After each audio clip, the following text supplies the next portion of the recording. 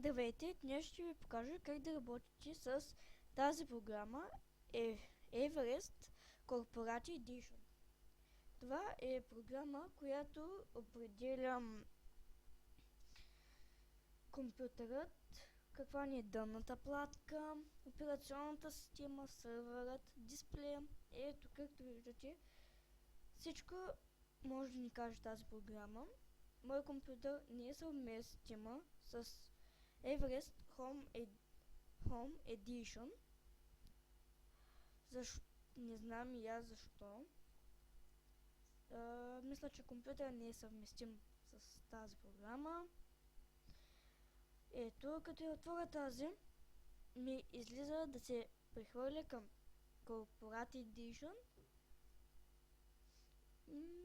Ни пише обяснение. Сега, ето, първо ще разгледаме първото меню. Обща информация. Ето, тук ни излиза вид на компютъра. Ето, тук ни излиза компютърът, операционната система.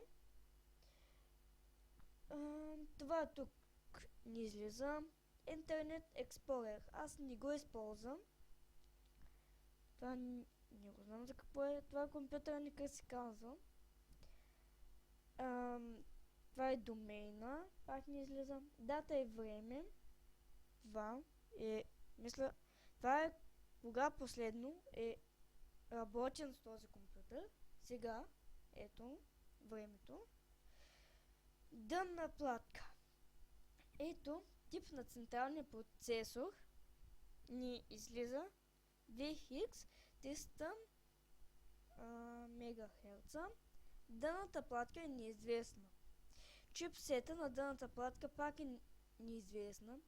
Системната памет Trial Version. Това е тези, не знам какво ще означава. Тип на тип BIOS. Ето. Дисплея ни излиза видеокартата. Ето я. Тук пак също видеокартата ни излиза. Мониторът LG. Монитора ми е стар.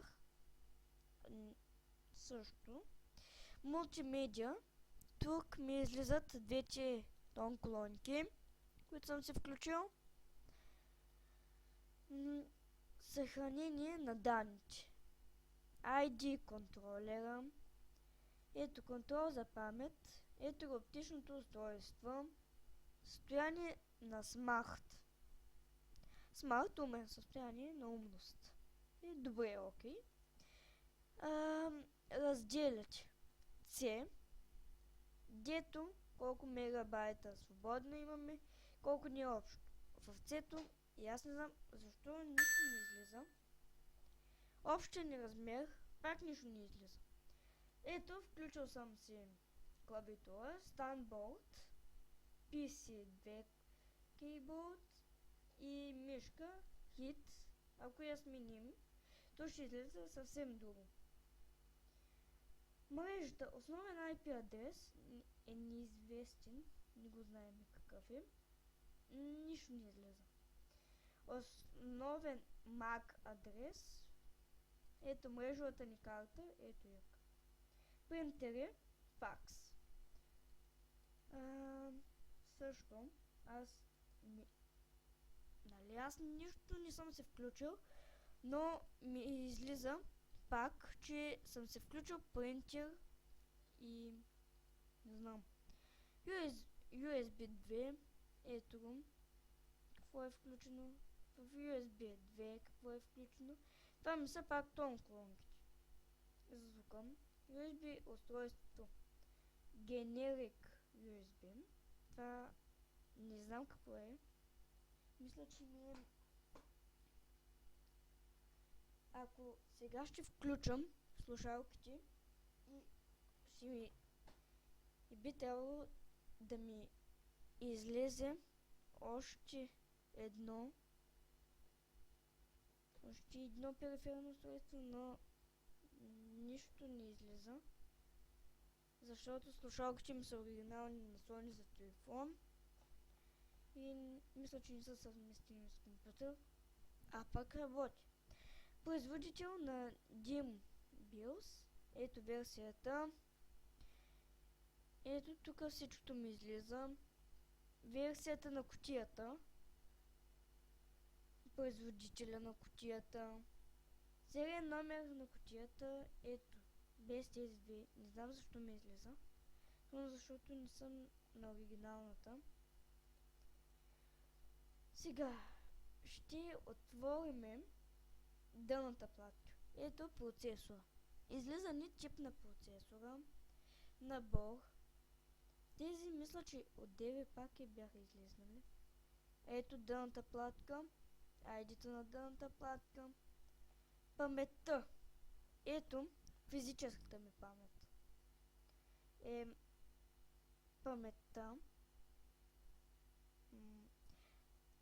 Това аз не го знам. Какво ще означава физична памет. Само място ми е D-то. SOAP файл ми е C-то. Виртуалната памет е RAM памет. Това не е поддръжката на операционната система, поддръжката на процесора и дали е активна. Чипсета не излиза. Мисля, че ми е Core i5. Операционната система. Как да виждаме? Ето език. Тип на ядрото. Време на работа.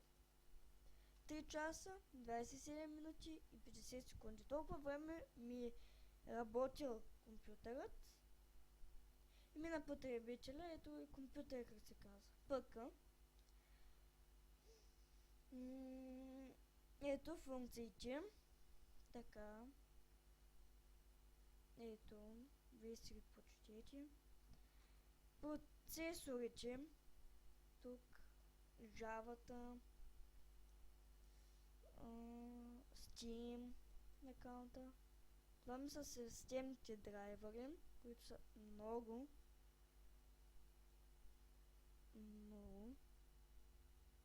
Ето, вижте. Много. И почти всичките са безполезни. Аз съм се ги стеглил.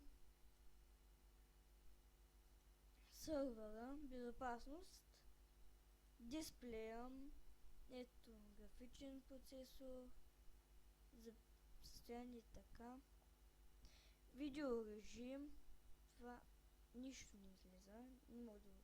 Работната площ, ето го, всичкото. То е написано на български и всеки може да го разбере. Windows Audio. Ето го. Микрофона ми, по който сега говоря, ето го. Включен. Спектъра. Това са тонклоните. Устройствата. Ето. Мишка, клавиатура. Принтери. Физическите устройства. Мисля, че с програмата ще успеете да се оправите. Тя не мисля, че е нова от програмите. Сега ще ви покажа как да се изтеглите. Отваряте търсачката. Тя може да бъде ASCII, Google или други. Аз ползвам ASCII. И пишеме Everest. Ако пишеме Home Edition. Първо ще трябва да се инсталирате тази, но ако не сте съвместими с ето тази програма, тогава ще се изтеглите Corporation Edition. Ето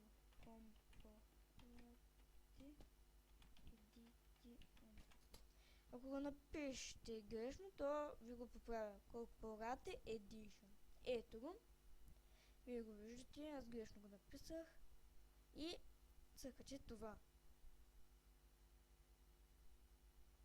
Тук пак ви е обяснено. Също където аз ви го показах. Ето го. Само че проблемът, че в този сайт няма за изтегляне. И тук може да напишете тук Everest.